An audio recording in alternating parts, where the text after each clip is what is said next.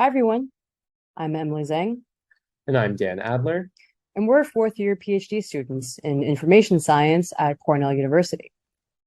We'll be presenting our work exploring how a certain paradigm of mental health measurement called personal sensing might be used to help medical residents manage burnout. This work was conducted with collaborators at Northwell Health and at Northwestern University. So to start, let me introduce you to medical residents. Here in the US, a residency is an apprenticeship that newly minted MDs go through, so folks who have just finished medical school. This is on-the-job training as a doctor. You work in a hospital under the supervision of a more senior doctor, known as your attending. Residencies are notoriously grueling. Residents routinely work shifts that are 24 hours or more at a time and might pack their weeks working upwards of 100 hours, making life or death decisions for people who are extremely sick. In recent years, there's been a lot of concern around how residents experience burnout. Burnout is an acute sense of work-related stress that begins to affect your well-being. The most broadly accepted metric of burnout is the Maslow Burnout Inventory, which considers the condition in 3 parts. First, you become emotionally exhausted. Second, you begin feeling a decreased sense of personal accomplishment. Nothing you do excites you anymore. And third, you begin to become depersonalized. You start to lose that sense of connection with others and begin considering your colleagues and, for residents, your patients, objects rather than people. Burnout has all sorts of horrible downstream sequelae. It's been linked with residents making medical errors that harm patients, and with residents themselves experiencing depression, anxiety, and even suicide. So against this backdrop, we sought to learn whether there might be a role for personal sensing technologies in addressing resident burnout. There's been a lot of work at this conference and at UBComp on what's called the Quantified Workplace, a paradigm in which sensing is used to quantify and manage employees' wellness and workloads. We have mobile sensing, which has made available all these new data streams that help us get a grasp on our health through fine-grained measurements of things like sleep, physical activity, and productivity. In parallel, we have lots of folks leveraging machine learning to build new models from this data that can predict health and well-being, and even some that extend these models into personalized recommendations for action. We wanted to know, could these tools be used to help drive interventions for burnout? Perhaps by giving supervisors detailed knowledge of just how poorly residents were faring, we could drive them to improve work conditions. Perhaps by giving residents this knowledge themselves, we could enable them to drive this change. So we conducted a design provocation study. We started with formative interviews with 11 residents, and then conducted design sessions with 5 residents and 5 supervisors.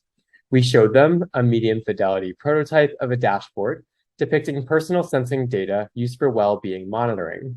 And then through a semi-structured interview, we got a sense for what the prototype elicited for them. How did they imagine such technology would change their lives and workflows? Our provocation had 4 overall affordances. First, the ability to view residents' behavioral data, the charts at the bottom, and self-reported burnout scores, which you see just below John Smith. Second, a place where residents could write about their well-being, the text box at the top right. Third, highlights suggesting a prediction model that draws users' attention to problematic values. And finally, attempts at anonymizing data, which were a starting point for exploring privacy concerns. So what did we find? First, we found that it was not clear what measures of burnout and workplace well-being reflect residents' lived experience. Residents appreciated the idea of passively collecting data on low-level constructs, like sleep and step counts, which were seen as less burdensome than filling out diaries or questionnaires.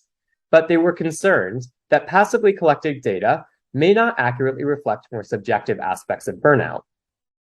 Second, we found that residents were unwilling to have such information shared unless it was accompanied by some form of accountability, that someone in charge would do something when they were clearly unwell. In fact, residents told us that data sharing would actually make it more difficult to approach supervisors for help, since they should already have data showing when residents aren't doing well. Supervisors themselves were hesitant to be held accountable, stating that their responsibility was to help the resident learn, not act as a caregiver. Finally, residents and supervisors acknowledge the inherent privacy violations of sharing personal data, like sleep, blurring the boundary between worker and patient. One supervisor we interviewed accidentally began saying patient instead of resident, though the metaphor was helpful, as it allowed participants to evoke how sharing data violates a core tenet of mental health care, the patient's right to self-presentation, in other words, the right to present oneself in the way that one both wants in both therapeutic and workplace contexts. In summary, our findings highlight a range of socio-technical challenges towards implementing quantified workplace technologies and point to the urgency of further work that better centers workers' needs. First, quantified workplace researchers must better triangulate behavioral, biological, and contextual measures in their assessments of well-being.